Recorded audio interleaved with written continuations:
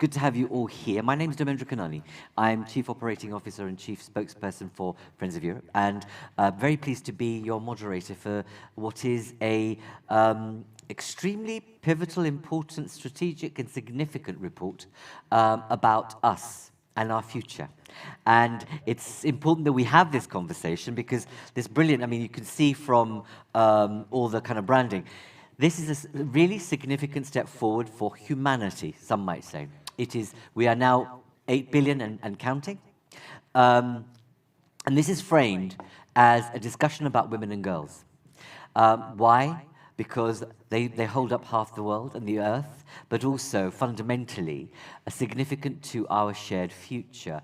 We will be talking about all of that and more with our significant cast list of speakers. But I just want to say a word of thanks firstly to UNFPA. There's a wonderful woman here, and she's branded completely. Yeah. Please stand, my darling. Yes. Look at that. I mean, look, really? This is how you do it. She puts us all to shame. Birgit, and I'm saying, you know, this is not to, I mean, let me be direct. She reached out to us and said, you know, we want to partner with you to launch this report. And we said, absolutely. What an opportunity and privilege. So I want to thank you for giving us the opportunity to work with UNFPA on the launch of this report.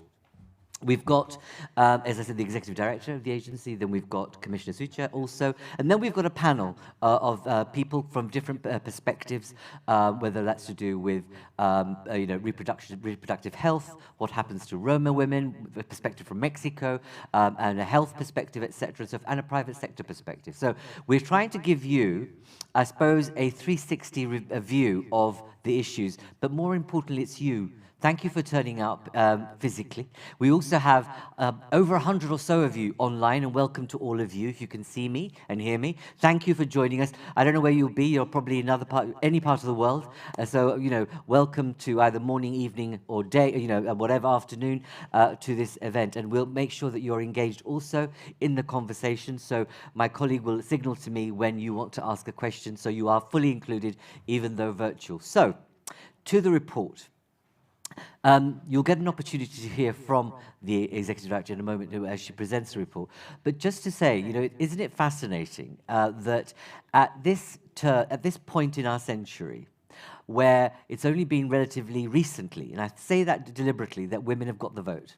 It's just over 100 years ago, let's not forget that suddenly, in this past 18 months, 2 years, 3 years, we have male politicians who are making the charge of weaponizing and, I suppose, deteriorating the rights women have had up to this point, or have increased. But suddenly, the womb is political, it's politicized, and your choice and your right of your own reproduction is being questioned.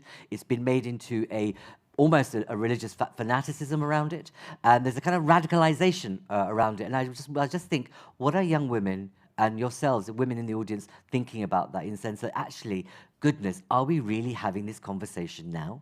That actually I'm being questioned about whether I have the right to choose, and whether, you know, why is it my reproductive organs are suddenly become politicized, radicalized in a certain way, and in certain senses, the issues are in this report. There's a kind of weaponization of populations and, you know, the growth. And what's great about this, and we'll hear, and I'm going to hand over to the Executive Director in a moment, is what the study has done, I think, is really useful in that actually looking at populations across the world to get a sense of what people are thinking. And it's quite striking that many of you who are represented in this still believe that population growth is absolutely uncontrollable, and it's going to bring the climate, you know, to our front door, and all sorts of issues around gender and inequality are rife in people's perceptions. So, without further ado, I want to invite Natalia to the podium. Thank you very much for being with us. Over to you to present the report. I'll just take my nonsense away. Thank you. Thank you so much for that really brilliant introduction.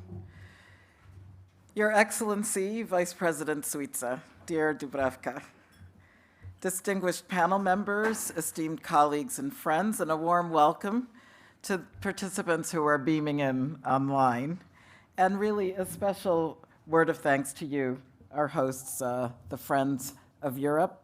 I'm delighted to be here with you. World population is busy reordering itself.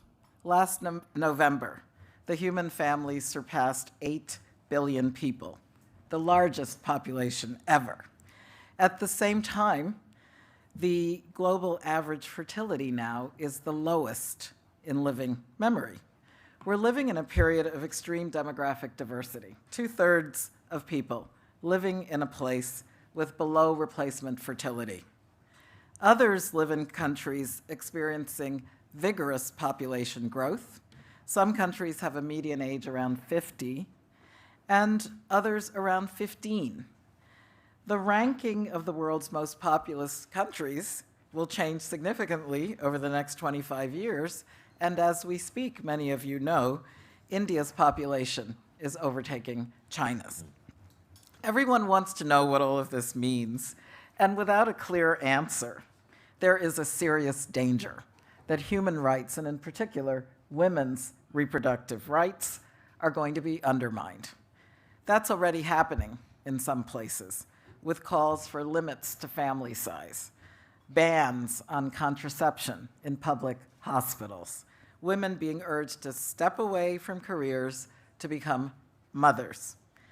Yet women are also clapping back to insist that they're not merely baby factories. Today, the UNFPA, which is the United Nations Sexual and Reproductive Health Agency, launches our flagship State of World Population Report, and it's titled 8 Billion Lives, Infinite Possibilities. We make the case for rights and choices, and the report has two clear messages. First, that we need to shatter the myths about population. Many say that the world is overpopulated. They blame fertility rates for the climate crisis, for instance, and in a recent survey, we found that the most commonly held view is that the global population is too large, that fertility rates are too high. And according to that kind of logic, global warming supposedly is driven by the proliferation of human beings on a planet of finite resources. Yet it's a fallacy. This fallacy holds the wrong people to account. It's just 10% of the world's population that's responsible for fully half of greenhouse gas emissions. The countries that have the highest fertility rates contribute least to global warming, and yet they suffer the most from the climate impact. A woman in the Sahel with 7 children, she likely has had no impact at all on climate change, but it is she and her community that are going to experience some of the fastest rising temperatures in the world. And when we focus only on fertility rates, it actually distracts us from real solutions, like reducing consumption in the wealthy countries. The climate crisis needs a climate solution, not a fertility so-called solution. And I would also like to shatter the myth that low birth rates are the culprit behind aging and related economic concerns. Blaming women for producing an insufficient supply of babies ignores a lot of much more viable solutions. And these solutions must be implemented while respecting human rights, while respecting women's rights. For example, aging low fertility countries of interest here in Europe could increase their productivity by achieving gender parity in the workplace, by expanding access to affordable childcare, and looking to migration to fill labor shortages. So the population myths that I'm describing really distract us from a real and powerful story of human progress. Yes, populations are aging, and we're all aging because people are living longer, healthier lives, which has got to be a good thing. Since 1980, the average life expectancy has actually increased by about a decade. And the fertility rate varies, yes, because women are increasingly able to access reproductive health care. And then apart from shattering myths, the second point that I'd like to make and that the report delves into, we have been asking the wrong questions. The question is not whether the human population is too large or too small. The question is, can everyone exercise the freedom for their fundamental human right to choose the number and spacing of their children? And sadly, the answer to that is a resounding no. Our latest data show that 44%, almost half of women, are not able to exercise their bodily autonomy. They're not able to make choices about contraception. They're not able to decide whether they will leave the house and go to the clinic today to seek health care. And they're not at liberty to decide whether and with whom they're going to have sex. Globally, nearly half of all pregnancies are unintended. So that tells you that people are not able to exercise their reproductive rights. Many women, in fact, would like to have more children, and they're unable to do so. The report addresses infertility in its pages as an overlooked variable in terms of reproductive choice. And we also state that from our studies, the proportion of women who are actually able to meet their personal fertility aspirations, more children or fewer children, is as low as 1/4 in many of the low and middle income countries. And why is this? So we at UNFPA see the reasons every single day in our work around the world in the 130 countries where we serve. UNFPA sees how young people still need very basic information about the facts of life, their bodies, and their rights. And this is very contested in terms of human sexuality education. We have to ask why. That's an appropriate question when we see how men and women struggle with limited contraceptive choice, or they can't access contraception at all. UNFPA knows from our work with survivors of sexual violence that the most violent expressions of gender inequality remain ubiquitous. Experience and research show us how structural conditions like sexism in the workforce and at home contribute to high levels of involuntary childlessness. And then there remain enormous gaps in the prevention and treatment of infertility. History does warn of the dangers of treating women's reproductive capacities as a tool in the hands of those in power, from the horrors of fertility targets to eugenics to laws currently on the books in some countries today that allow a husband to rape his wife.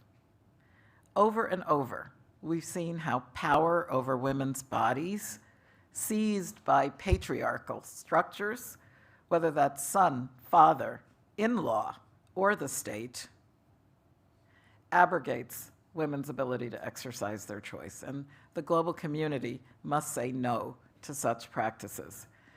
And history sadly also shows us how fear can be weaponized.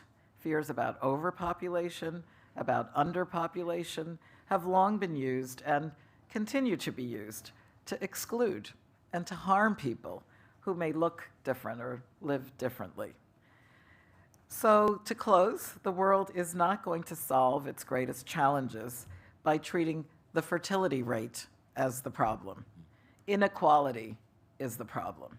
So let us look at the root cause, and inequality is who we count and whether or not we think they count. Our report newly shows that 500,000 births every year are taking place among girls as young as 10 to 14 years of age. Girls labeled innocent and denied the facts that I referred to before.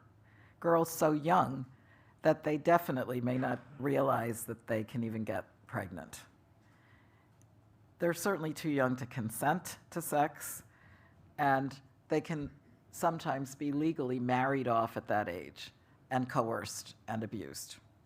Until very recently, the world did not even measure the number of pregnancies among girls this young. Again, we have to ask the right questions. For far too long, we've only interrogated the numbers, but we haven't asked what women want. And I think we have to finally start asking questions of the data, of the population data, and policymakers like our Vice President Dubravka have taken note. The question is about inequality. It's about rights and choices. Who has them and who doesn't? In the end, population is not about numbers, it's about people. Evidence abundantly shows that when people are availed of opportunities, when they can be healthy and educated and able to exercise their rights, that's when individuals and societies flourish. When the rights and dignity and equal value of all people are truly respected and upheld, then we unlock a future of infinite possibilities. Thank you very much, Natalia. Please, can I ask you to sit, please?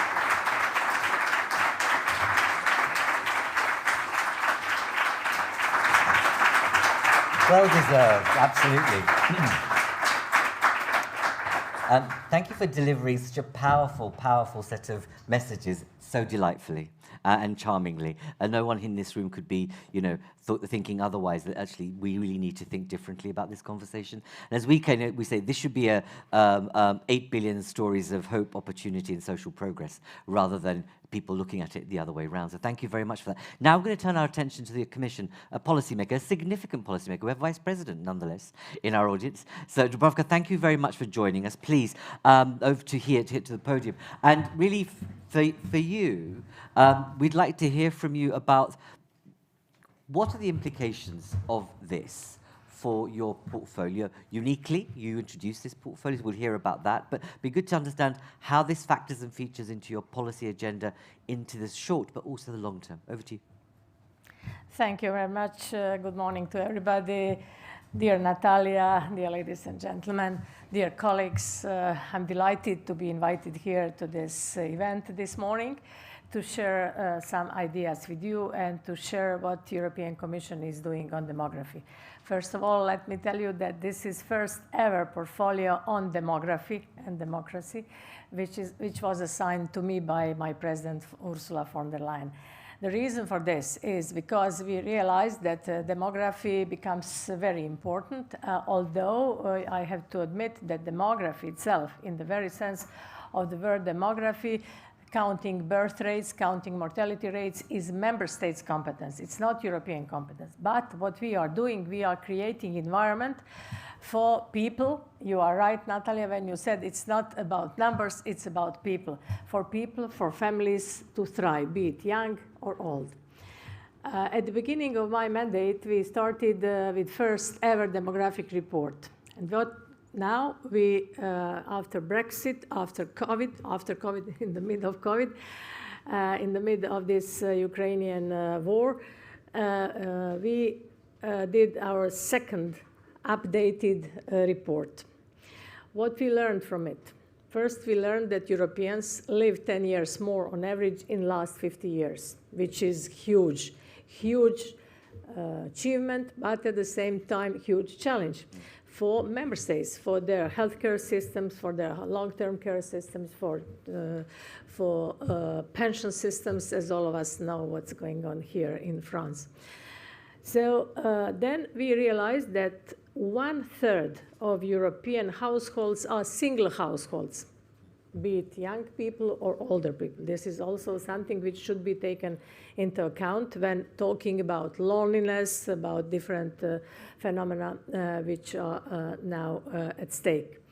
So for us, demography transcends borders. Demography transcends European Union borders. This is the reason why I'm here, and I'm trying to share this 8 billion figure which we marked last year on the 15th of November. And I really want to thank Natalia for her excellent work and for helping us and sharing your thoughts and your ideas. So what we did, what you presented me as a policymaker. What we did after this demography report, first we had our European Green Paper on aging. Aging is a big phenomenon. It's not about birth rates here. It's about living longer lives. It's about development of medicine. It's about our big achievements in medicine. It's about eating habits. It's about living habits. So when we say age, that means we start aging from the day we are born. It's not aging doesn't mean that you are old. So getting older means being in the end old, but aging starts from the day you are born, and this is how we have to adapt our living habits, our habits, and I think this is eating habits and other, it is very important, and this is the reason, plus development of medicine, that we live longer lives. So aging is phenomenon in Europe, and we deal also with both aging and depopulation. When I say depopulation, it means that there is big conflict between rural and urban here in Europe. Having in mind that 80% of European territory geographically is covered by rural areas, and in this 80% of territory, there is only 1/3 of European population, which means 130 million people after the Brits left. So this is huge potential. We have huge potential there. What we are doing? We adopted long-term vision for rural areas because we think that we have to invest heavily in rural areas, invest in first broadband and 5G, because nowadays you can't imagine life without broadband. You can create new jobs, but you have to be covered with broadband. Then in different services. At the same time, you know that we are now in the mid of the European Year of Skills, which is followed by European Year of Youth. So we think that skills are very important and that we have to upskill and reskill our people, our citizens, be it young or old, especially we are promoting lifelong learning. Then what we did, we adopted care package, care strategy, which is very important because at the moment there are more care receivers than caregivers. When you look at our picture in Europe, 90% of, now I'm coming to gender dimension. When you look at Europe, 90% of caregivers are women, which means 17 million women work in care sector versus 10%, 450,000 men. So which is which is inequality. And we are trying to change this. Of course, this profession is not respected, not paid well, undervaluated. So we have to promote this professional caregiver.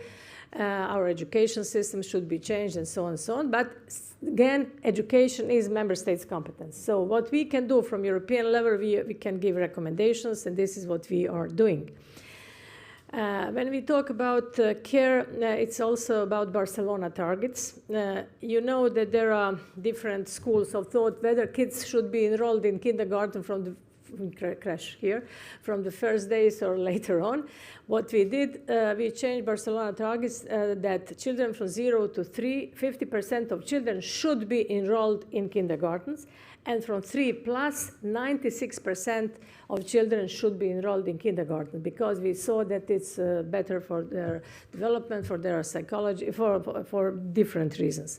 So, but at the same time, we need infrastructure, buildings, kindergartens. At the same time, we need people who will be in labor market.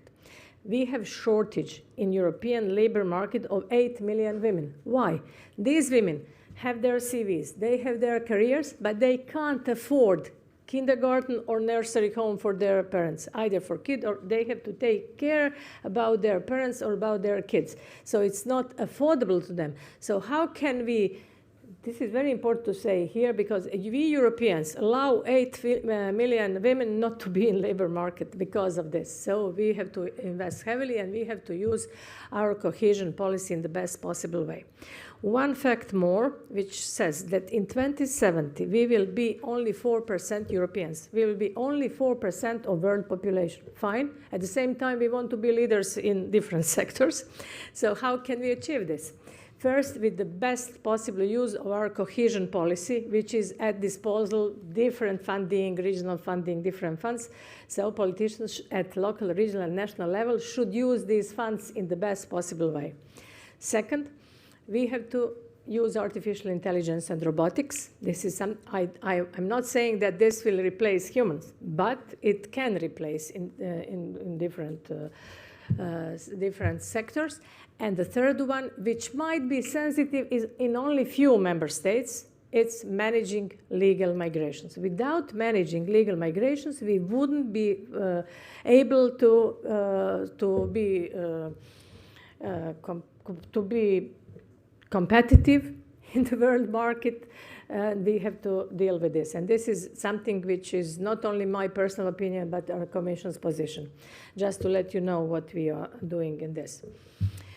We also adopted a few months ago a communication on harnessing talent to European regions, because we see that many European regions are lacking talent, not because some of them are lacking talent because they lack tertiary education, and some of them because of moving from one member state to another, or moving from rural to urban area.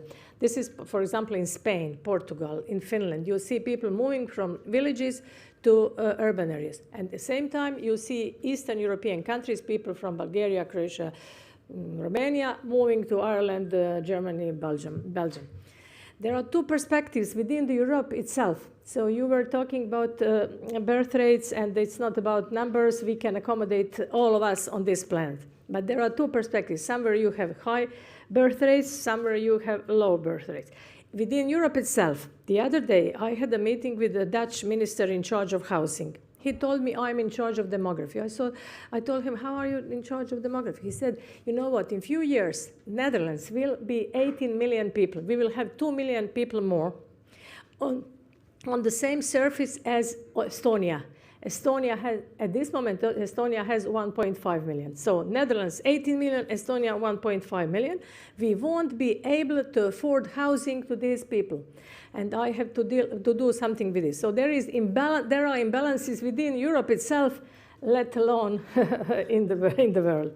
So this is big issue, and I'm trying, in fact, sorry for being so long, but I'm trying to reply to the question why Europe and European Commission decided to inaugurate a new portfolio on demography, because we saw that we are not the island. We are not an island in the world. So this is the reason why I said that demography transcends borders, and this is the reason why we are dealing with this. We also adopted Youth Action Plan in external action. For us, of course, youngsters are very important, but we are talking about intergenerational solidarity. We are focused on young people, but at the same time, we have to teach them how to be engaged, how to be empowered. But at the same time, we have to take care about older people, because they are not burden to our society. They are experts, they are knowledgeable, they have wisdom, and they can help youngsters. So we are talking about intergenerational fairness. And this is something which von der Leyen, President, wanted to, she wanted to insert intergenerational fairness into your treaty of the European Union. So, but it's not easy to change the treaty at the moment, but this is something which we have to take into account. And when we think about Recovery and Resilience Plan, which we adopted after COVID, the biggest ever funding, we call it popularly Next Generation EU, but it's not called coincidentally Next Generation EU, because we are preparing with this money, this Europe for next generation, for youngsters, together with them. And this money, which we are borrowing at the moment at the capital market, will be given back by 2059. So who is going to give this money back? Youngsters. So this is the reason why I'm trying to explain what is the best ever example of intergenerational solidarity. Sorry for being so long. I have a lot more. I'm only edging towards you because I know you're going soon, and I want them to have an opportunity to engage with you. Sorry, that's all. Yeah, but yeah. thank you. No, thank you. It's all about. I was thinking about you. Thank you. That's great. You know, They say you never cut a politician short, but sometimes you have to. But there you go. But thank you for that. And it reflects the fact that I suppose one thing that binds both your presentations is that the point you make about this is borderless. This is not how some people might characterize, because the population is often racialized, stereotyped, and gendered. And, the sense that, it's all these, people in Africa and India that kind of have got like, fertility rates that are, out of control. It's not the issue. And that's why I think about the borderlessness issue. And I love your idea of intergenerational fairness, because I think as a policy objective, it's hugely significant in terms of how we make sense of it.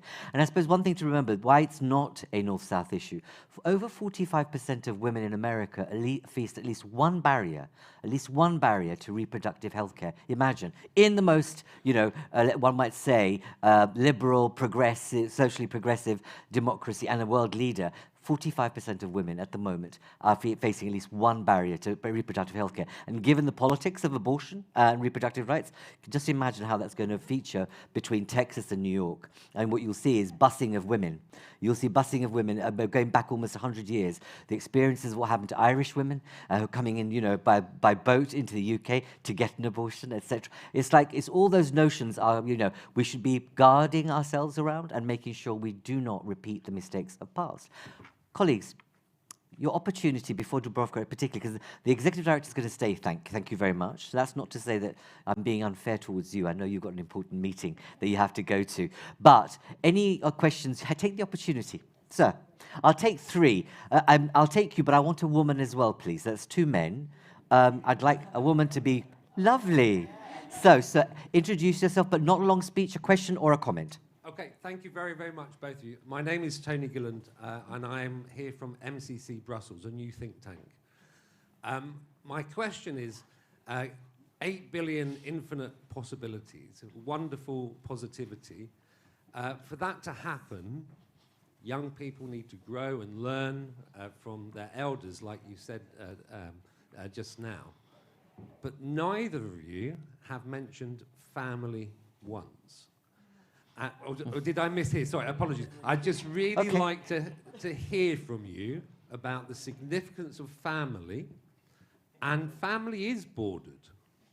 It's not borderless. Okay. So I want to understand your perspective on family. Okay, thank you, sir. Gentleman at the back. Nice to see you again. Please introduce yourself, brief. Thank you, Dharmendra. I'm Mr. Barotti, Piot of Europe. And I'm delighted to see again Dr. Natalia. And 2 small clarifications. I hear that Madame Natalia had said that some men rape their women. I want just to clarify that any legislation in the world criminalize a man legally married to rape his own woman. What the wife can do if there is frequency of sexual relationship is to go to the court to say that I want to stop because this man is Sure. My man is Yeah. That is the first clarification I want to do. So it's the sexual relationship is a logical consequence of the marriage. Second, we received the Prime Minister of Niger 10 years ago. He is a Egmont Institute, and we asked him to explain the high level of natality in Niger, in Africa. He said we, at the government level, we make effort to sensitize women with a program funded by European Commission, but in religious authorities, ask them to say them to the women that every child is granted by God. Okay. And after the meeting, they start to distribute. Sure. And your point there? And my point is that a coordination sensibilization should be between public authority and religious authority and society. Okay. Authority. All right. Thank you. Finally, very quickly, yourself. Mic is on its way. Thank you very much. My name is Laurent Gillois. I'm the acting director of UN Women in Brussels, and I'm really delighted to be here today with you, and thank you very much for the opportunity to host you to launch the report. We are really, really delighted and honored that Brussels is chosen for launching the report. So warm welcome. And Friends of Europe, Friends of Europe. And Friends of Europe. I feel home here. You know, we are neighbors. Of course. Sorry, go. Yeah, and so I just want, not too long, but I really want to thank you both for highlighting really, really the very important issues connected to gender equality. And I just want to take the opportunity to connect with the Brussels and the European Union discussions. You know, this year is a very important year for the European Union. There is a midterm assessment of both the multi-annual financial framework as well as the EU Gender Action Plan 3. Which is a very, for those who are not familiar, very important document looking at how the European Union is implementing gender equality commitments in external action. Okay. And this is, we want to commend the European Union for that action plan. And it's of course applicable to the EU institutions, but also interesting for EU member states. So my question is, maybe Brussels-oriented and European Union-oriented, but I would love to hear your thoughts on how we can bridge these processes of the midterm assessments of the financial framework and the midterm assessment of the Gender Action Plan 3. Great, because the Vice President needs to leave. So I want to ask you to answer the questions first, and then I'll come to you thereafter. It should be on. Should be on. Should be on? It's on. Is it on? Okay, thank you for these different and diverse positions. First, about gender equality and gender action plan. As you know, we adopted it at the beginning of our term. What is very important that this commission has Commissioner for Equality, which means that we are totally aware and we want of this, of inequalities and disparities, and we want to change this. And the midterm revision will be used, of course, to see how we financially can support this. So this is my position. Regarding rape, I'm not going to dig into this, but I think it should be, any rape should be criminalized. This is my position, and I think everybody could, and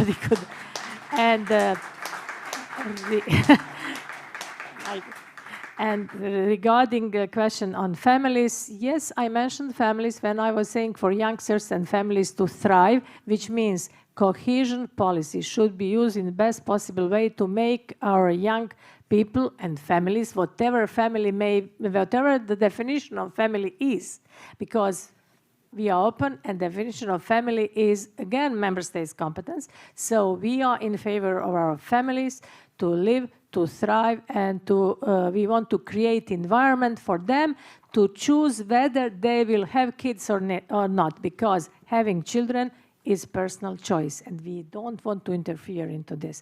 But of course, we are in favor of better standard, better living conditions, and everything which will help our families to thrive. And my last sentence is, Europe is free, and we don't want to, we want everyone in Europe to live or love whomever he or she wants.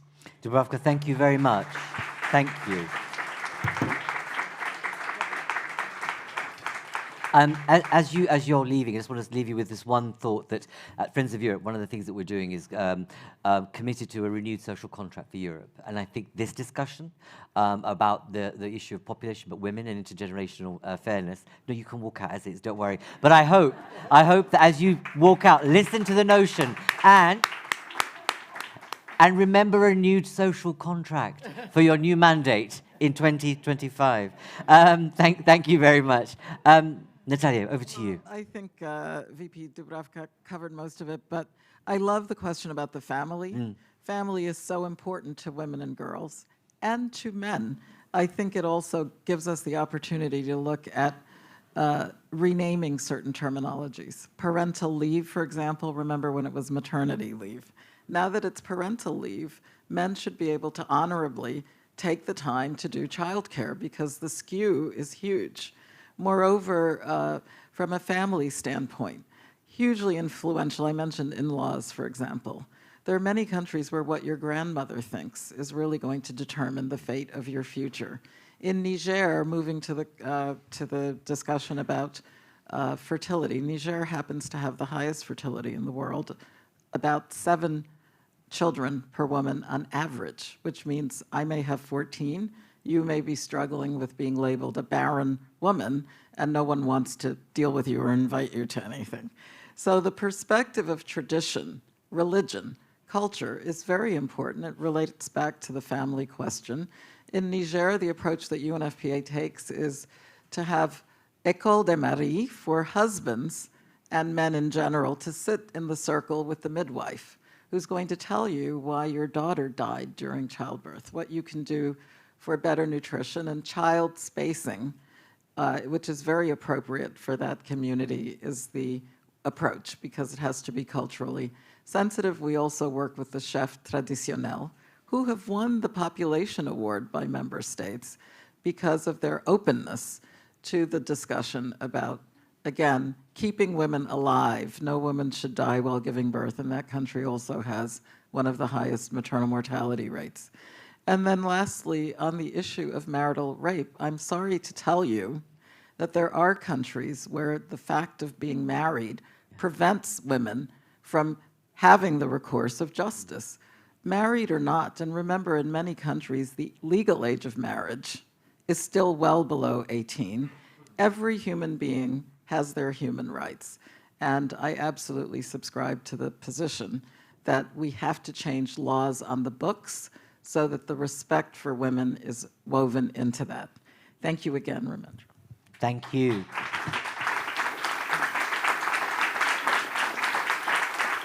Thank you. You're now going to be joined by our panelists. So please, can I invite our next panel of speakers, contributors, to take their seats? So now, as I said earlier, we're moving to a conversation from various and different perspectives, from looking at someone who's been involved as an advisor, who's currently a special advisor to the President of the European Commission. We have a perspective from different parts in terms of we're looking at Roma women and communities, from experience from Mexico in terms of research, and the private sector as well. So I'm going to first turn to a person who is of some legend, actually. Peter is in his, I wouldn't say youth, but earlier days, well regarded for the, Ebola, if you remember, his work on HIV, AIDS and prevention, then moving into being, the first head of the UNAIDS, and then doing a lot of work on pandemics. So you're a man of legend, sir, and thank you for being here with us today. I want you to share your perspective on the fact that the SDGs commit by 2030 to have universal access to reproductive health care, information, family planning, etc. We are wide of the mark of that right now. Tell us from your perspective, why aren't we getting there, and what you think the issues are that we need to address? Over to you. Thank you, and good morning, everybody. And first of all, I left UNAIDS like 14 years ago. That's right, I know. My apologies. But so my main platform now is as a special advisor to the President Ursula von der Leyen on COVID, but then also on health in general. Yeah, first of all, congratulations with the report. I mean, this is a true reference. And what I like about it is that, yes, we have the much needed data and facts. And on the other hand, it is grounded in a vision of what we have to do, and grounded in in people's choices. It's a very people-oriented report. So thank you for that. And before commenting on the disappointing side of the news, let's not forget there's real progress. I won't repeat it, but that's also always important to remember. But as always, this high diversity. I mean, averages are pretty meaningless in that sense. I have a high blood pressure, my wife has low blood pressure, and our average is fine. So no, that doesn't work. And it's always, the one constant feature there. It's the most vulnerable. It's where there's most inequalities, where the crises armed or not, that people suffer the most. So, to quote Natalia again, you know, it's where there's the greatest inequality, that's where we didn't see progress. And that brings me to your question. And I think that it's true, we will not reach the SDGs, many of them, although some countries will meet them. But when it comes to universal access of sexual and reproductive health and services and rights, HIV, since I spend a lot of my life on that, it shouldn't be surprising that we won't reach them everywhere. And it's a mixture of things, you know, funding issues that have become quite dramatic in some places. Systems, you can't integrate sexual reproductive services if the services themselves are not really functioning properly. So that hence the need for universal health coverage. Then the whole issue of culture, I won't repeat what was said, but some of it is shocking. And it's not, some of these things live in the community. And we need to be really upfront about that. And some of that is driven by ideology and politics. But also there's been a real crisis and a breakdown of trust. And that was very acute during the COVID pandemic in terms of trust in health policies, in science, in governments. And that also, I think, has been playing a role. And above all, I would say lack of leadership in many places. For HIV, there's also the perception that it's over. Because people, that's the paradoxical impact of antiretroviral therapy. Now over 30 million people in low-income countries are benefiting from life-saving antiretroviral therapy, meaning fewer people die, if not still 800,000 a year. And that means then it's no longer, you don't no longer go to funerals all the time. It reminds me a bit of COVID. Most people think it's over. It's not over. People are still dying every day, but it's very different. So it's all that together that means that we have to rethink. That doesn't mean it's a failure, but the situation has changed, just as the demographic structure of many societies have changed. And that's, you know, with what some people call aging, being 74, I don't like that term, but it should be about healthy longevity. And we need to rethink also what does that mean for everything we do, also for sexual, perhaps less for reproductive health. So there won't be me. This is not a reason to reject and to throw away the SDGs, but to take a cold and hard look, what have we done well, what not, and think about the post-2030. We have opportunities now. Next year is the 30th anniversary of the Cairo Declaration. I was there. And I hope that that will be an opportunity to think also beyond the SDGs.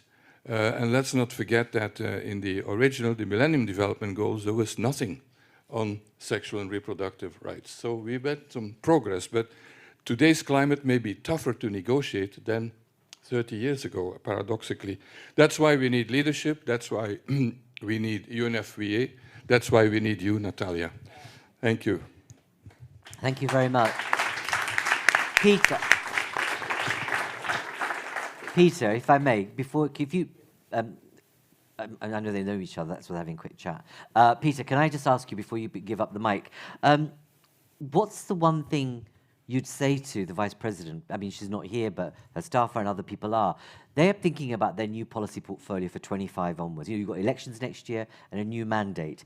Given what you know, and you were an advisor to the Commission, you did the daily briefing with Ursula von der Leyen, from that experience, would you say here, if you can, on record, in terms of what they should do? What's your advice to them on this agenda?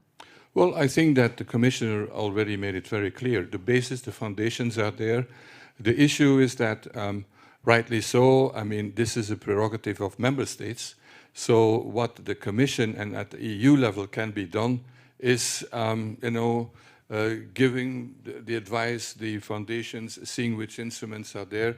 But I think we need to wake up to the new realities of both not only on fertility, but on the changing structures, the depopulation in some areas, all these agendas, and see and take it on in a positive way. Because I think that's also going to be important if we want to counter a very dangerous populism that is rising everywhere in Europe. Exactly. So we have the foundations. I don't think there is a need for kind of drastically changing, but it should be figuring very, highly on the agenda. And I just was recently in Singapore, and which is one of the oldest populations in the world, proportionally speaking. Healthy longevity is one of the priorities for the government as a whole. Mm-hmm. And I think in Europe we should also go for that, for the reasons that I won't repeat. Sure. Okay, no, thank you. No, thank you. We'll come back to you. I'm sure people in the audience will ask, but there is the question of what Macron's facing right now in terms of making the choices of extending the age, but also, as you say quite rightly, so next year we'll see in the elections what and how this agenda will be either politicized or made into a positive. And don't forget, next year it's a fifth of the voting population will be the first-time voters and young people. So they have the power to shift the narrative in this regard. Camilla, I'm coming to you. Good to see you again. You represent the UN system in the EU. Just building on what Peter said, I want you to think about EU's role as a partner for third countries and doing, both trade and aid.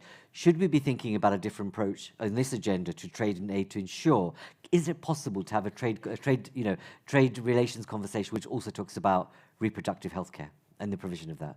Over to you. Well, if you allow me, I'll start somewhere else, but come to your question. So, first of all, I want to thank Natalia, UNFPA, and my colleagues in UNFPA and the team for taking this initiative with Friends of Europe, and thanks for convening this launch of the report. And it sends us a clear message, undoubtedly, that advancing gender equality and promoting sexual and reproductive health and rights are key to managing the populations. To change us towards resilient societies. At the moment, this aspect is not achieved on any of the parameters of the SDGs. That doesn't mean that the SDGs are less relevant. On the contrary, they're actually providing the solutions to many of the problems we stand against today. And here, Team Europe, which means the EU institutions, together with the member states, and with the UN and other partners, have a key role in playing that into our planning, our policies, our focus, the whole gender equality into each and every of the Sustainable Development Goals. We have the SDG 5 on gender, as well as gender-related targets on other SDGs, as I said, including SDG 3, good health, well-being, and SDG 1 on poverty, SDG 8 on decent work and economic growth, SDG 4 on quality education, and I could carry on.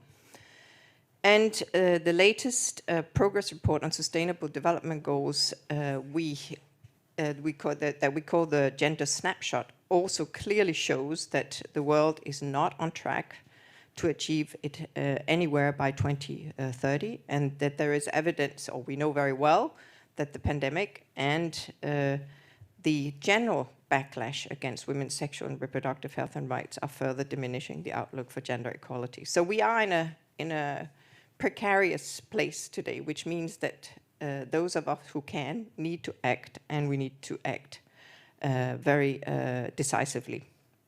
So this is where my appeal is, that the partnership between the UN and the EU is strengthened and translates into action over 170 countries, where most cases both of our institutions are present to advocate and to act on common values. And here we have to really look at how we can focus on the strong results and best practices we already have delivered. And let me take the example of the Spotlight Initiative, which has been at the heart of the EU-UN cooperation in the past years. Since 2017, the Spotlight Initiative is an investment that the EU made across 30 countries and regions to ensure that national budgets address women or address violence against women and girls, and which has increased eightfold in the legislation. Over 1.6 million women and girls have been provided with gender-based violence services, and 2.5 million young people joined in and out of school programs promoting gender equality and norms and values. And this is just an example of one way we have together taken a step upwards. Now, this unfortunate initiative is at grave danger of being undermined by an audit report who is asking the wrong question. And back to Natalia, to you about asking the right questions. So what is it we achieved with this joint approach, a joint program where we looked across all sectors to push advancements in legislation, in health, in services to women who are exposed to gender-based violence, to economic empowerment, etc. Advancing on all those parameters is needed to achieve more sustainable and lasting transitional change. And this is the way we have to work. And unfortunately, we are not that good at it, we have realized, because it was a tough nut to crack, this Spotlight Initiative.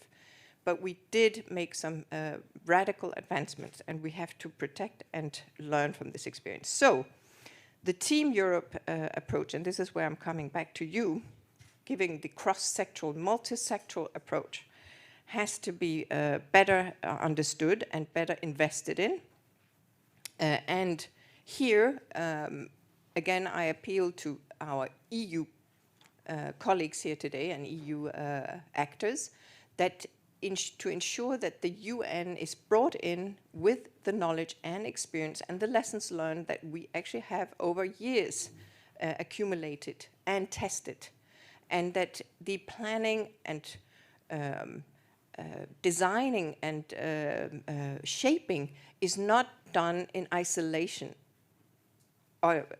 from the rest of the world. So it is really important to bring in your partners at the front end of your planning, at the front end of your discussions, in the brainstorming, not to make plans in order to promote European values in isolation, because then you will not be met at the other end with the same understanding.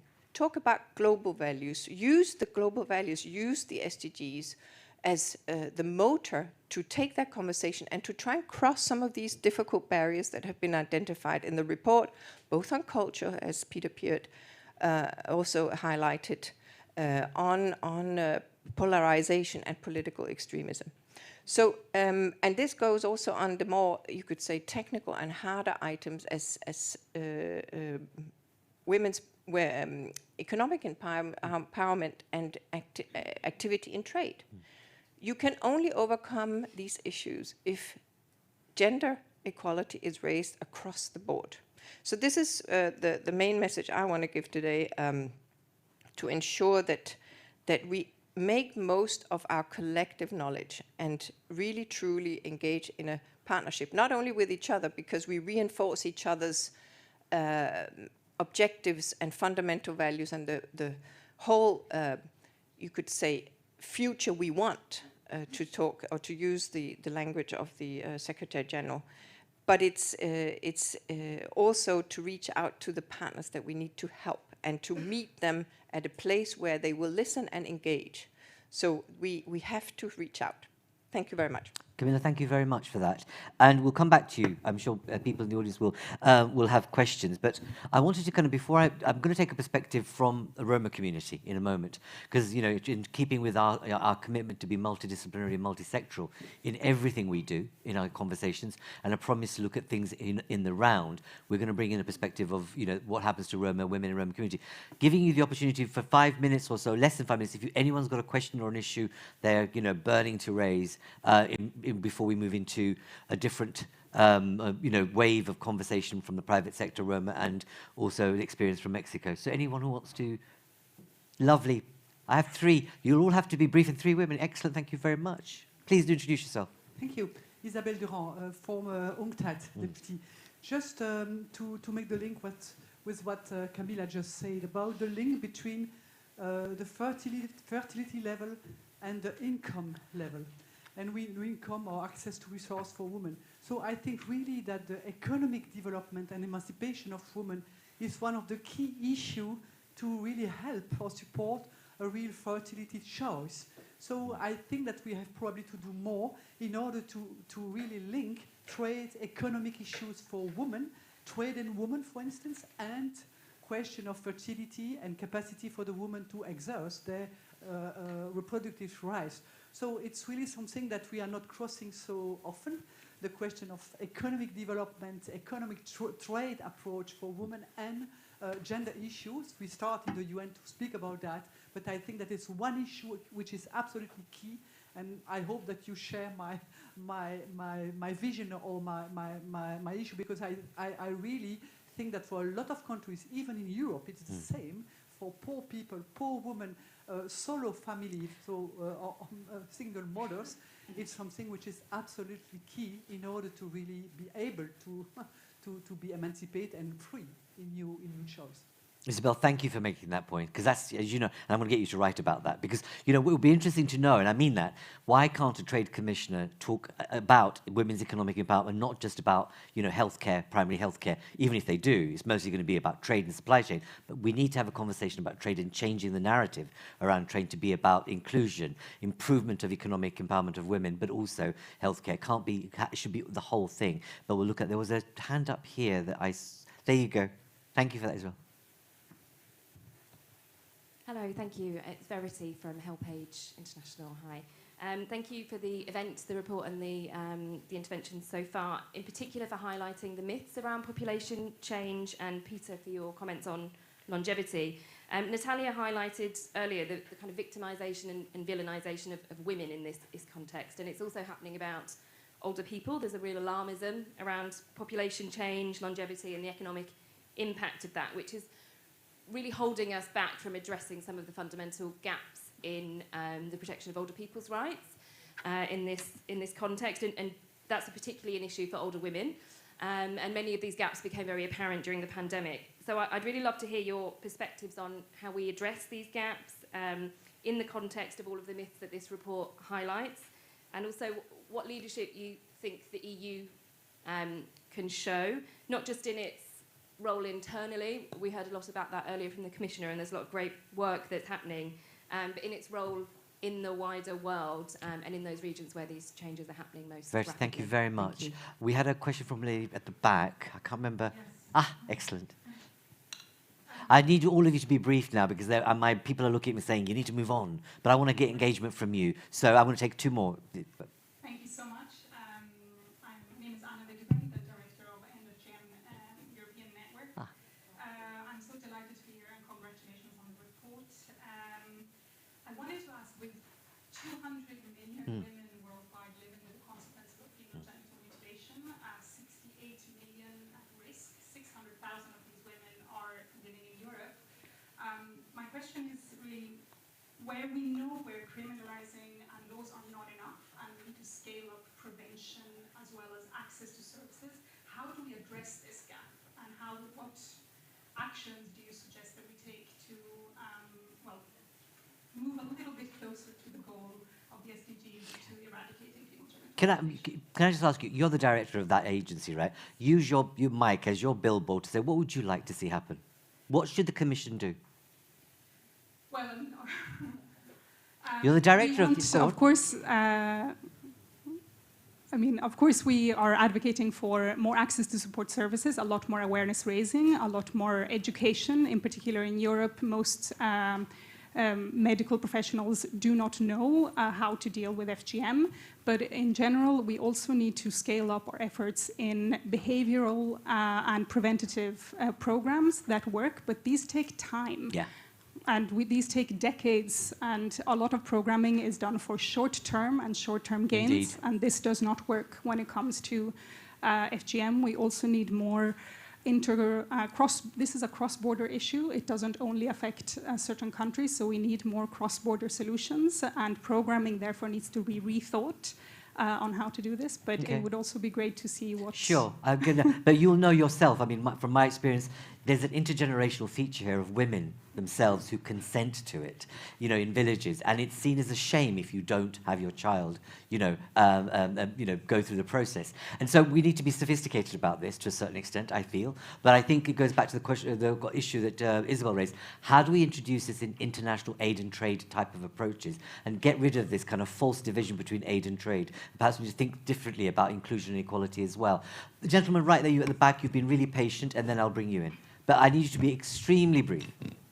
Yes, Maurizio Geri, former NATO analyst, currently EU Marie Curie Fellow. My question is about education, in particular the literacy rate in Africa, how this is related also with the not only fertility rate, but for young girls, how it's related with empowering and with the relationship with their own kids, because this is equality and is related also with the economic rights. Okay. Thank you very much. Excellent, thank you very much. I've promised here, then I'll come back to you. There'll be time later. Just here. Very, very briefly.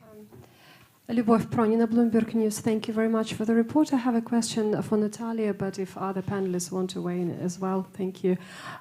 Historically, what we have now in terms of fertility level, is it the most difficult, the most dangerous? I'm not sure if dangerous is the right word, but the most, in many ways, the most situation. And you have mentioned quite a bit during the discussion about what the problems are, what leads to this situation, and what could be possible solution. But if you want to pick one solution that could move the needle, what would it be? Thank you. Okay, so what I'm going to do is, Natalia, can I come to you for some of this, or do you want to wait and come later? It's entirely up to yourself. Great. There's the mic there if you pass it down. I'm going to ask the other panelists just to pause for a moment because I want to take the other three contributions. But yeah, give so you the this will be the staccato version. And the report has a lot of information and the team is available, and a lot of our work is decidedly online because we want to reach people who may or may not be in the room. And I am delighted to hear from partners like HelpAge and who are committed to end FGM. I'd just like to speak to 2 points. One is that gender-based violence, since the time of Methuselah, has been around, but might does not make right. And we don't have to be patient, and we don't have to wait for another 50 years. We don't have to wait until tomorrow. End gender-based violence, zero tolerance. A lot of the reason for tradition and culture is marriage related. So our research tells us that a young boy of today, the new generation, I've declared my trust in young people, the boy does not care whether the girl has FGM or not, I'm telling you. So the perspective of working with culture still has to have rhyme and reason, and science does play a role. There is no valid reason for FGM, and it should stop tomorrow. It is child abuse. And more to the point, any abrogation of human rights, and now that we have so much discussion about LGBTIQ and transgender rights, has to come from the perspective of what the person wants. We cannot dictate the life of another. And at a time of a rapid change in terms of people declaring their gendered sexual diversity, we have to be open to look for solutions as to what's going to work for them and for the society. Now, my other point on literacy and its indicators is that the dots all travel together. I mentioned Niger, which has great political will, a president who wants to educate the girls in the country, is building boarding schools for them right now because of traveling and distances, et cetera. It's the country with one of the worst maternal death rates. It is the country with one of the highest illiteracy rates, especially among women and girls. So a lot of the solutions is to take seriously investment in young people who we're asking to compete at a time of huge world changes and maybe not equipping them appropriately. So at this point, I think investing in young people's leadership, working with women's groups and understanding how the peace equation factors into the stability that you need if you're a woman farmer if you're a woman, fisher folk. All of these things fit together, and not so much literacy, but education, which has to include education about your rights and about your bodily autonomy. Thank you very much. Amana, if you could take the mic. We've heard, your report, your work with, some international agencies demonstrate the horror of forced sterilization on Roma women and coercive policies. What does that tell you about what's going on? What needs to change? Okay, thank you. Thank you very, very much. Thanks first to UNFPA and to Friends of Europe for having us here today. My name is Amana Ferro, and I work for the European Roma Grassroots Organizations Network, or ERGO network, but I used to work in SRHR before, so it's really a pleasure to be back to the family, as it were. And the importance of family has been stressed earlier. The first thing I want to say is that I'm not a Roma woman myself, and although I'm the person responsible for Roma access to healthcare in my organization, including SRHR, I would have preferred a Roma woman stood here today to talk to you about experiences of her community, but I hope I can do a good job to pass on the messages of our constituents with a uterus. And also to clarify that when we say Roma, we use the European Commission and Council of Europe terminology, but it's a placeholder for a variety of groups, such as travelers, such as Sinti, such as Ashkali and Egyptians, because there's great diversity within Roma communities in Europe, Roma being about 10 to 12 million people in Europe, out of which about half live in the European Union. So the first point I wanted to make, we're speaking about 8 billion people, and a lot of folk would rush to say, that's too many. And when we say that that's too many, which is obviously flawed, the first question that comes to mind is, okay, but who should go? And way too often, who do we call? And way too often, the answer to that question goes to marginalized groups. The report says it as well. Too many young people, destabilizing. Too many old people, a burden. Too many migrants, a threat. And way too often we have seen ethnic minorities being one of the first categories that come to mind when people are thinking about who do we reduce. I'm using as many quotation marks as I can so that you understand I'm referring to cliches here. But we have seen that as well with other marginalized communities, people with disabilities, people experiencing poverty. We've seen very dangerous ideologies like eugenics, like eco-fascism, like racial hygiene going on. And in the same time, in rich parts of the world, such as the part of the world where we are right now, we hear about demographic change and not enough young people to pay pensions, which is just another way of saying that there are too many old people, which was pointed out also by HelpAge earlier. So the Roma women were very often throughout history targeted for being for their reproduction being unwanted. You have referred earlier, but we're saying, oh, in India, people reproduce way too much, and that's just unsustainable. Let's not forget the Roma communities originated in India, so it's a little bit the same narrative. Some people are allowed to reproduce, and some people are not. And when we talk in terms of ICPD and every couple having the right to decide the number and spacing of their children, very often we talk about bodily autonomy in the sense of deciding not to have children if so you wish. But how about when you do want to have children and that right is taken away from you? It's taken away from you as a woman, it's taken away from you as a man, from your partner, it's taken away from you as a family, it's taken away from you as a community. There's a sentence in the report that says, I'm quoting, despite pro-natalist policies in state socialist countries, Roma minorities in Central and Eastern Europe were the target of anti-natalist programs and forced sterilization between the 50s and the 80s. Not just the 80s, further up to 2012, what we know about reported cases. But the worst fact is that many Roma women have been sterilized, not just without their consent, but without their knowledge, and they still don't know about it today.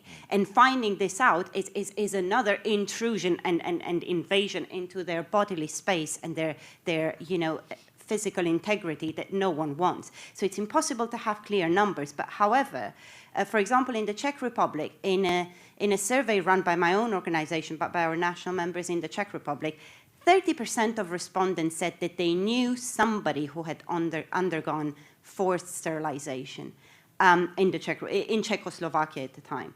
What do we mean by forced sterilization? What does forced mean? Sometimes it's without the patient's knowledge or consent during other procedures, such as abortions, such as C-sections. Sometimes it is under threat.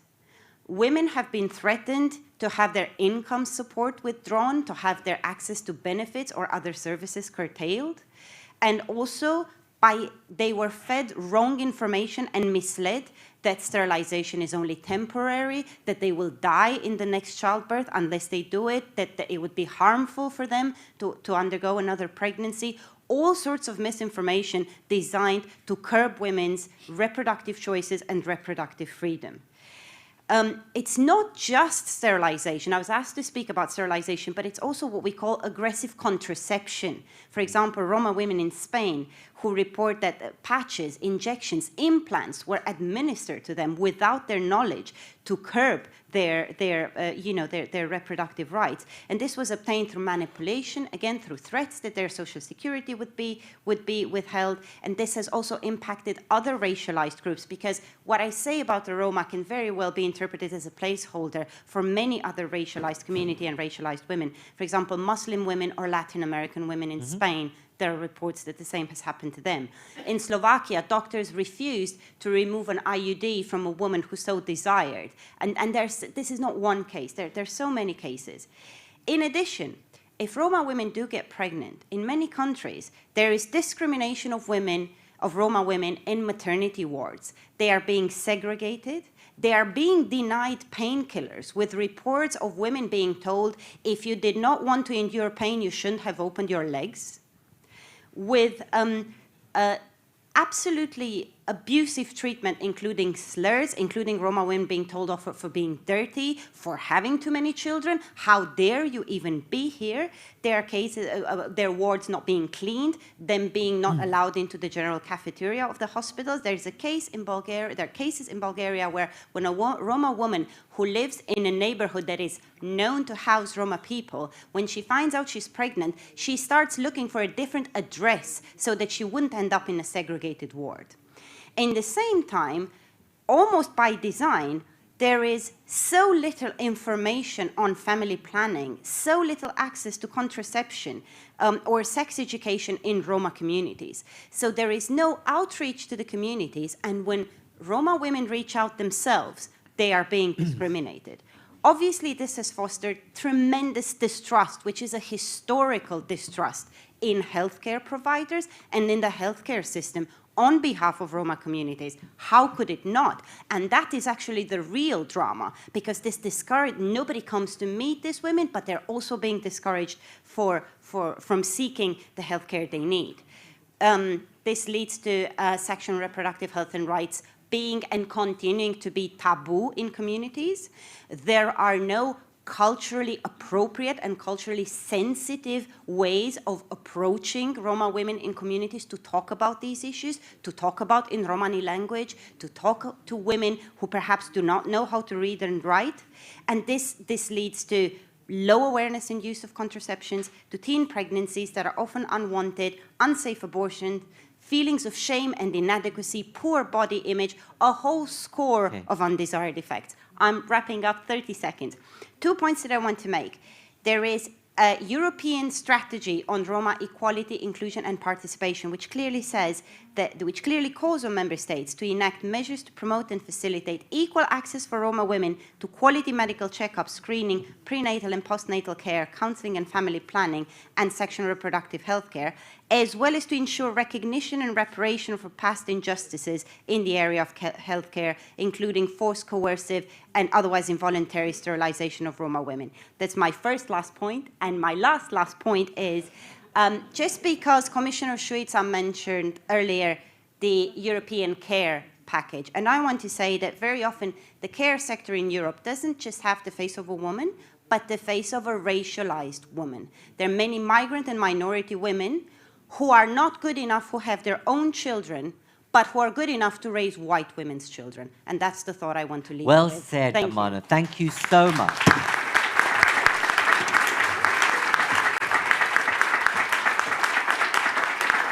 I resisted the temptation to stop you, because you had such power and passion, but conviction in what you're saying. But also you brought us down back to earth. We were hearing a lot, but suddenly the shame on our streets, in our communities, you brought writ large in front of us. Because all of us know in every city in Europe, we will look the other way when there's a Roma situation. And one of the things is the begging on the streets, what we know is it is organized crime. Absolutely, without a shadow of doubt. But the stereotyping and the treatment of Roma women in particular communities is absolutely about systemic discrimination that we need to handle. So thank you very much for that. I'm going to turn to the private sector, and it's quite kind of interesting to come on back of that, Jan-Willem, I know, after that contribution. But tell us, from your perspective, you're one of the vice presidents at Philips, Royal Philips. What can the private sector do on this agenda? What are you doing on this agenda? Over to you. Thanks for the question, and I loved also the question about what one solution do you want to use and that you need. My name is Jan-Willem. I'm from Philips. I'm not saying that I'm the only one solution, but I'm definitely part of the solution of the private sector, which is a large untapped potential to address some of these challenges. So why is the private sector interested in this area? Now, in the report, there is actually a call out for gender parity in the workforce. There is, of course, the link between sexual reproductive justice and economic security. And there's the call to action to all players, including the private sector, to ensure that everyone can achieve their rights and their choices and their responsibilities for a more sustainable and equitable and an equal society. So that must be a private sector agenda. It's in there. It's a clear call to what some say is the biggest societal challenge that we face today. Even Elon Musk agrees. But it's not as clear a call as the call to the private sector to solve climate change or biodiversity or water or all those other measurable things that we can put on a P&L account. So I think the challenge is, how do we get this on the board of management agenda, and how do we get them to talk about abortion, about menstrual hygiene, about gender equality, about microaggression, about harassment and all that. Not easy topics on the board of management, right? Not very compelling either. But we do see that companies are broadly embracing the SDGs and now also the ESG agenda, the environmental, social, and governance agenda. So let me explain to you why I think that the private sector is going to be the largest untapped potential on solving some of these challenges, also because women spend most of their time, hopefully, at work, right? Men also. Currently, the European Commission is actually going to help out. The European Commission published its Corporate Social Responsibility Directive, where companies have to report on their environmental, social, and governance performance.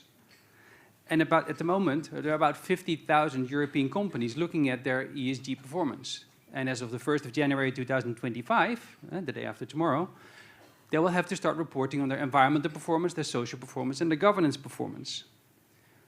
The European Commission also published 13 standards on ESG, which are guiding them to report. 4 of them are on social issues. Now, this is where the potential comes. So what is the impact of a company on their employees, on the people in their supply chains, on their communities that they affect? We've had some examples here, and on their customers. And can you then look at that?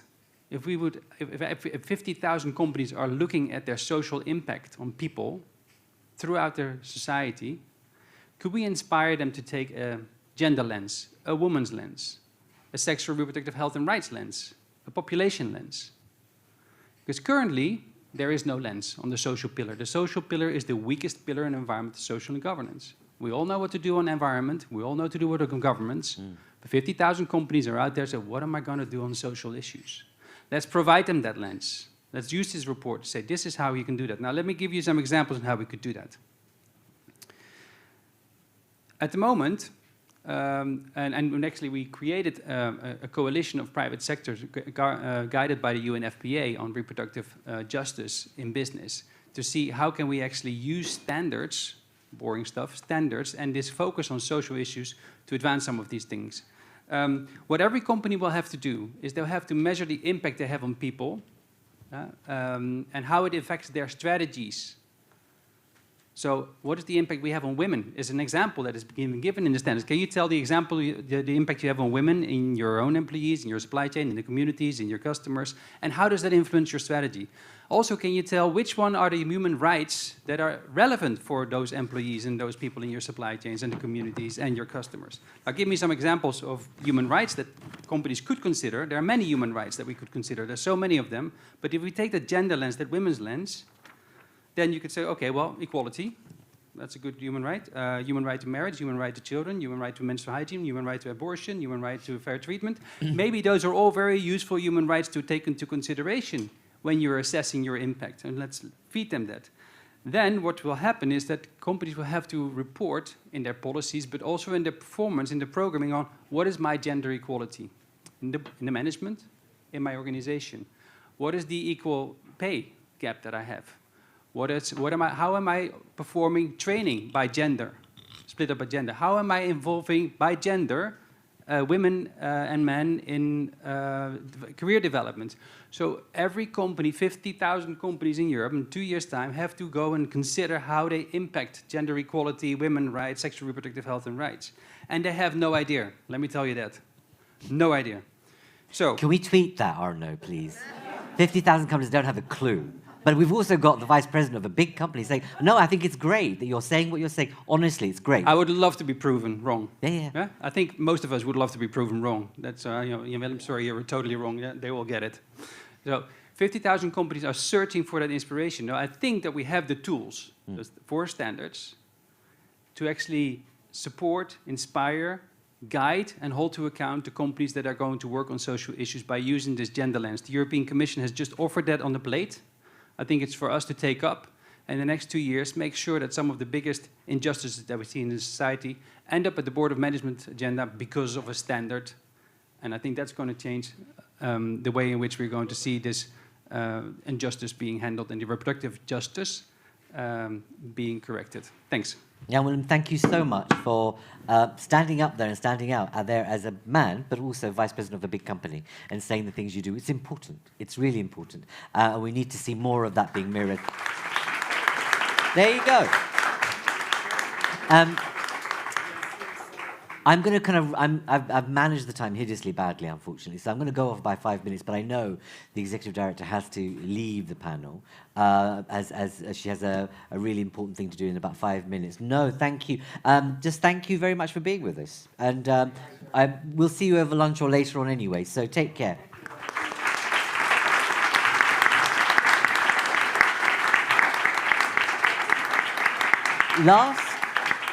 Last but by no means least, as I said to you, in true Friends of Europe style, we are, that multi-sectoral, multidisciplinary approach. We have someone who's president of a college in Mexico. You've been doing a lot of research, Silvia, and you've been looking at what's happening in the Americas. Is migration a solution to low fertility?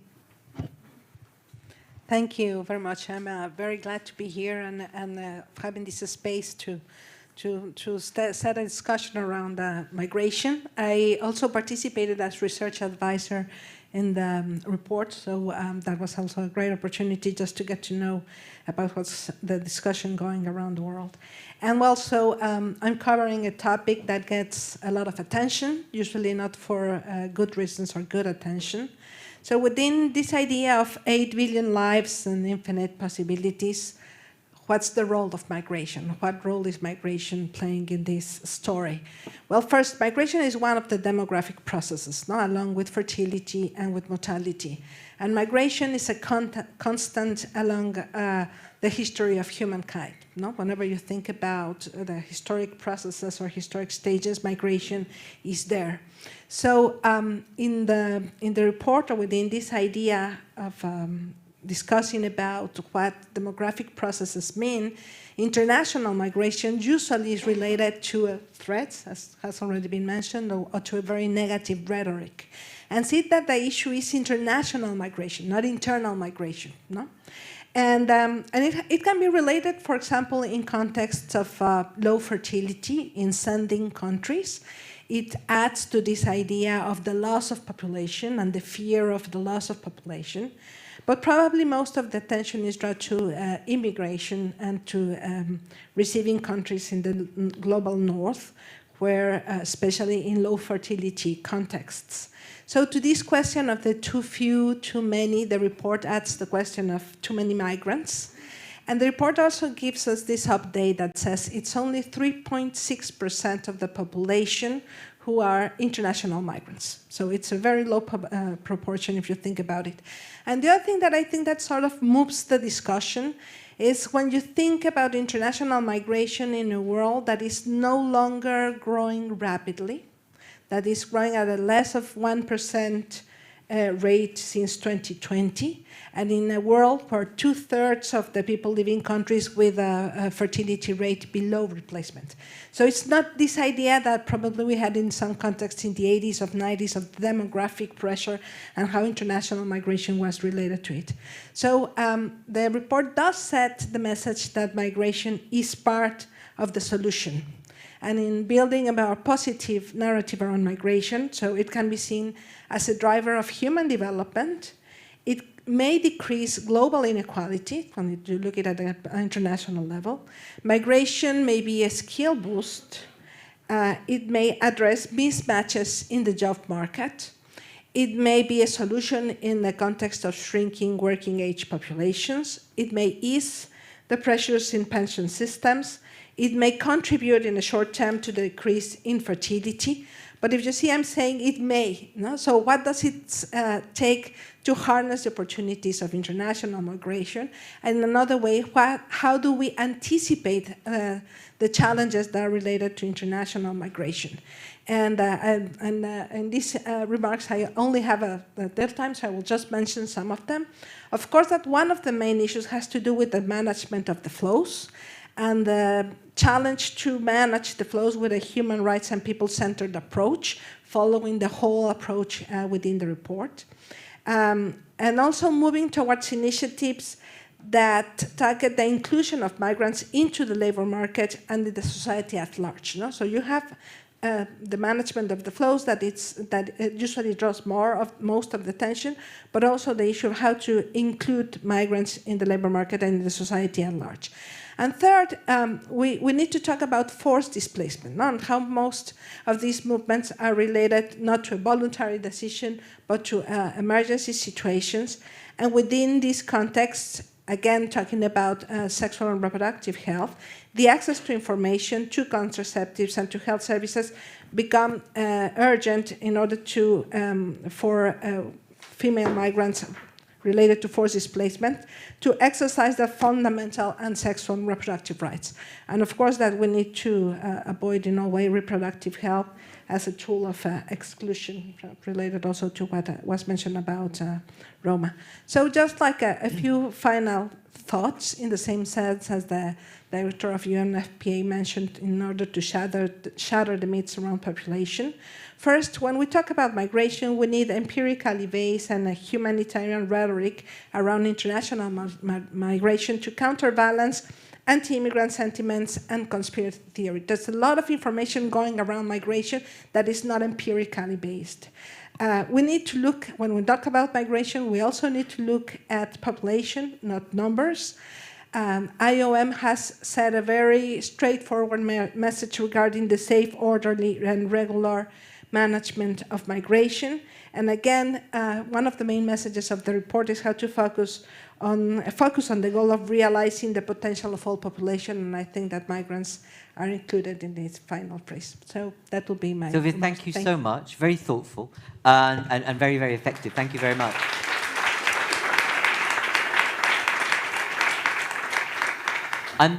Is there anyone out there desperate to have a question or an issue raised?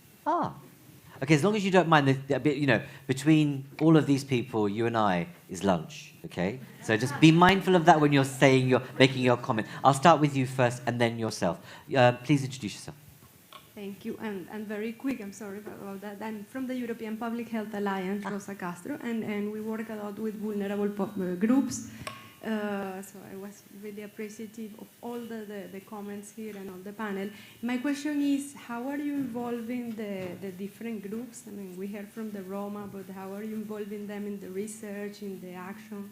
A pity that the director left, but I mean, I was curious. Maybe that's in the report, how the communities, the civil society organizations have been involved in asking the right questions too. Thank you. Okay, so we'll raise that. I mean, we've got people here from the agency if they want to respond. It's up to them. But we'll put the question to the director because it's a key point to make is how do you walk the talk in inclusion? But I'm sure it's been done, but let's make sure that's confirmed. Gentleman here.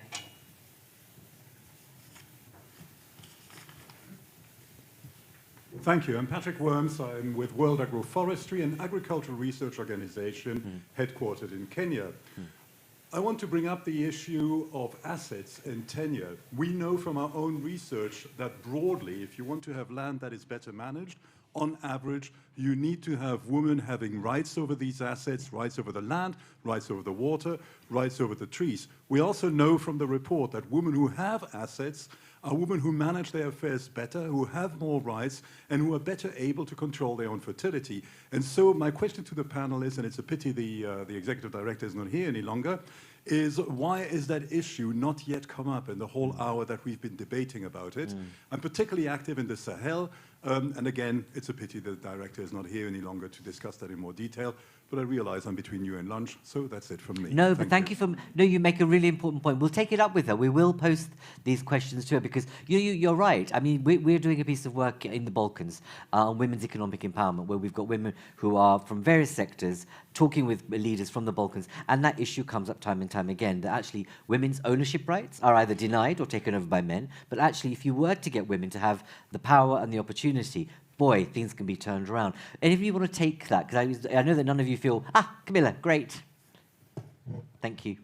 No, and actually it just shows that I wasn't being very clear or elaborate enough in consciousness of time.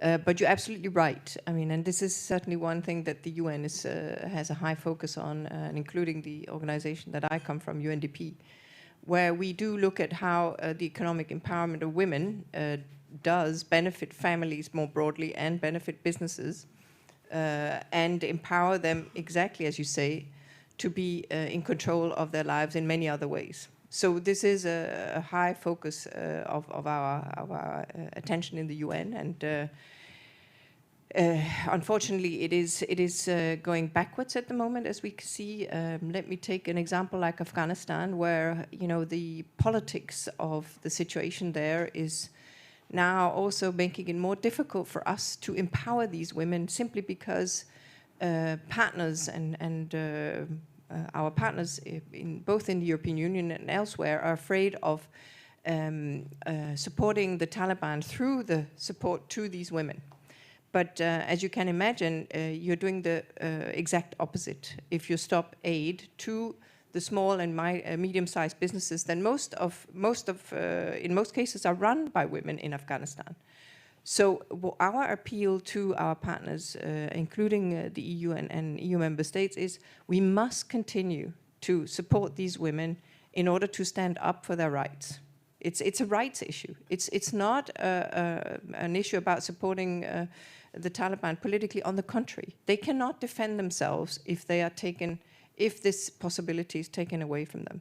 So it's absolutely fundamental to much of what we do, and it is a well-known fact that supporting a woman and empowering a woman benefits the whole family. So it's not just that person. It rings in the water to many more than just that one person. So it is key.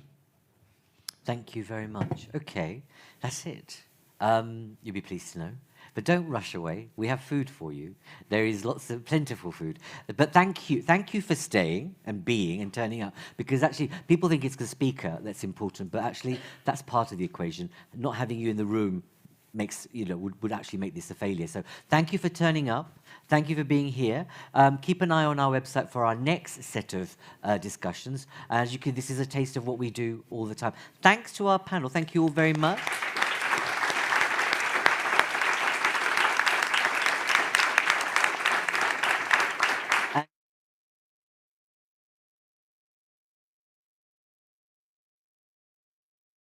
is that, you know, we should be having this conversation on a regular basis. And don't look away every time we talk about gender rights thinking, oh, we're going to cough and look away, because it feels too kind of fluffy and too kind of personal. It's not. It's a political policy question about gender equality. Let's not forget that. So continue the conversation. Thank you for being here, and be safe and enjoy your lunch. Thank you very much. Bye-bye.